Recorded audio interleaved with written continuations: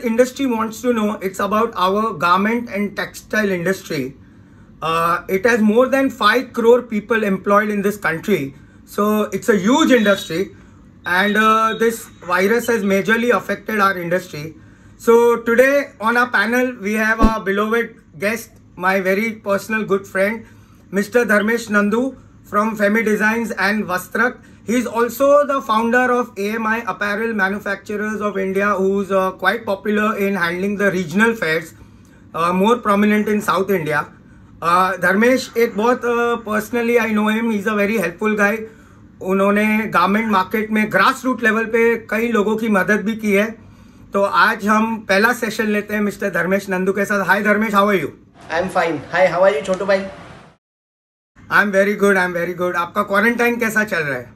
चल रहा है, just sitting at home doing some work which helping my wife. Wife से ज़्यादा नोक झोंक तो नहीं हो रही ना? नहीं हो रही है. अच्छा धर्मेश, जैसे कि आप जानते हैं ये लॉकडाउन काफ़ी लंबा है, तो as a manufacturer and as a AMI founder and related to the garment industry on a grass root level, to be specific मुझे आपको कुछ क्वेश्चंस पूछने हैं. I just want to know, आपके मन में can you tell me 3-4 different points कि garment industry का इसका रिपरकशन क्या है, इसके आगे क्या होगा? आपका कोई सजेशन है और आपके मन में कुछ और चीज़ें हैं जो आप शेयर करेंगे हमारे गारमेंट इंडस्ट्री और टेक्सटाइल इंडस्ट्री के लोगों से? या श्योर. पॉइंट नंबर 1 है, जो मैन्युफैक्चरर्स है, जो छोटे लेवल के मैन्युफैक्चरर्स है, मैं बेसिकली उनकी बात कर रहा हूँ. जो लोग फैक्ट्रीज चला रहे हैं, basically they will not have that much money in hand कि आगे जो ये 2 महीने का बंद आएगा या जो भी आएगा 1.5 महीने तक का है, उसके अंदर उसके बाद उनको क्या करना है ना, वो कुछ उनको मालूम नहीं होगा. दूसरा बात है कि रेंटल्स, वो जो मैन्युफैक्चरर्स है उनके सारे जितने फैक्ट्रीज है सब रेंट पे है, तो वो रेंट का क्या, plus the salary of their workers, plus उनके कुछ पाइपलाइन में माल होगा, उन्होंने कुछ माल दिया होगा. There are many problems which they are going to face. Plus the traders also they are going to face problems कि उन्होंने जो माल भेजा है, जो अभी पाइपलाइन में है, जो जा रहा है, मतलब on the way to the customer है, जो कस्टमर को नहीं मिला है, प्लस जो कस्टमर को पहुंच गया और उसने नहीं खोला है, क्या वो माल वापस आएगा? मतलब there are multiple problems which this industry is going to face in terms of finance also, in terms of workforce also, and in terms of stuck goods also. Very good, very good. Quite practical answer Dharmesh.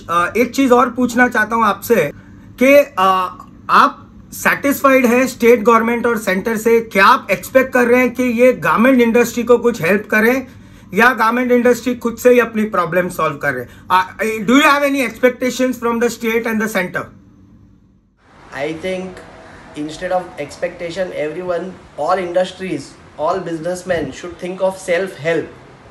Industry-wise, they should have something, some mechanism where they will self-help themselves.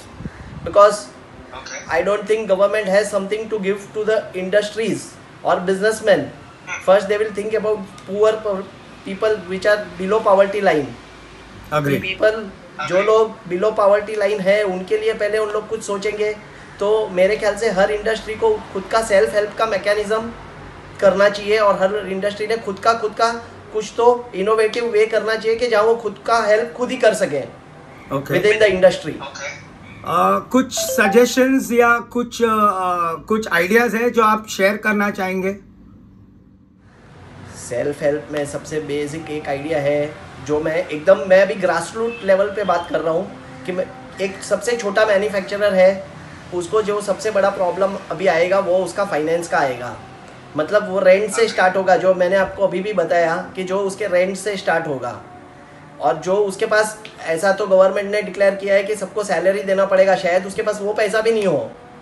और trader को, वो manufacturer को देने के लिए भी पैसा नहीं हो, क्योंकि ट्रेडर खुद के भी सैलरीज है, ट्रेडर को जो खुद के पर्सन है उनको भी सैलरी देना है, बाकी जॉब वर्कर को भी पैसे देने हैं. तो you know basically if we think from bottom of the pyramid, हमको वो rents, we need to speak to all those people whose premises they have rented out, that you leave the rent for this 2-3 months of whatever is closed, so that it is not a burden on them. Otherwise, the first, whenever they will open, they will have to pay the rents. Agree.